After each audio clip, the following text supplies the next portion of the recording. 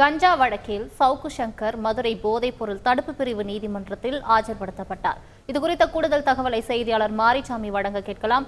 மாரிசாமி வணக்கம். தற்பொழுது சவுக்கு சங்கர் மதுரை போதைப் பொருள் தடுப்பு பிரிவு நீதிமன்றத்தில் ஆஜர்படுத்தப்பட்டிருக்கிறார். இவரது வழக்கில் அடுத்த கட்ட நடவடிக்கை என்னவாக இருக்கும்? இது தொடர்பான முழு விவரங்களை பதிவு பண்ணுங்க.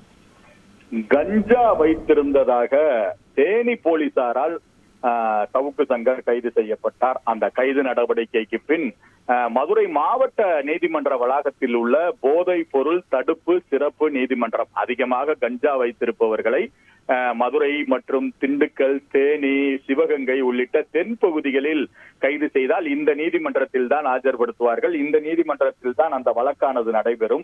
அந்த நீதிமன்றத்தில் சவுக்கு சங்கர், யூடியூபர் சவுக்கு சங்கர் இன்று ஆஜர்படுத்தப்பட்டிருக்கிறார். இன்று எதற்காக ஆஜர்படுத்தப்பட்டிருக்கிறார் என்றால், இன்று அவருக்கு நீதிமன்ற காவல் முடிவடைகிறது. அதுபோக இன்று போலீசார் கஸ்டடி கேட்டு, அதாவது போலீஸ் விசாரணைக்கு காவல்துறை கஸ்டடி கேட்டு இன்று ஒரு மனு தாக்கல் செய்திருக்கிறார்கள். அந்த மனு விசாரணைக்காக இன்று ஆஜர்படுத்தப்பட்டிருக்கிறார். அவர் மதுரை மாவட்ட போதைப் பொருள் தடுப்பு சிறப்பு நீதிமன்றத்தில் நீதிபதி செங்கமச்செல்வன் முன்பு ஆஜர்படுத்தப்பட்டார். பெண் காவலர்கள் அவரை பாதுகாப்பாக மதுரை மாவட்ட நீதிமன்றத்திற்கு அழைத்து வந்தனர். சிறையிலிருந்து அவர் அழைத்து வரப்பட்டார். அப்போது பெண் காவலர் பாதுகாப்புடன் அழைத்து வரப்பட்டார்.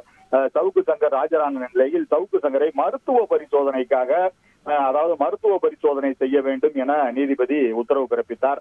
அதற்காக அவர் மருத்துவ பரிசோதனைக்கு மதுரையில் உள்ள அரசு ராஜாஜி மருத்துவமனை, அண்ணா பேருந்து நிலையம் அருகில் உள்ளது. அந்த அரசு ராஜாஜி மருத்துவமனையின் விபத்து காய பிரிவுக்கு பலத்த போலீஸ் பாதுகாப்புடன் அழைத்து வரப்பட்டிருக்கிறார். அங்கு மருத்துவ பரிசோதனை முடிந்தவுடன் மருத்துவ சான்றிதழுடன் மீண்டும் நீதிமன்றத்திற்கு அழைத்து வரப்படுவார். அப்பொழுது அவருக்கு போலீஸ் காவல் எத்தனை நாளைக்கு வழங்கப்படும் என கூறப்படும்.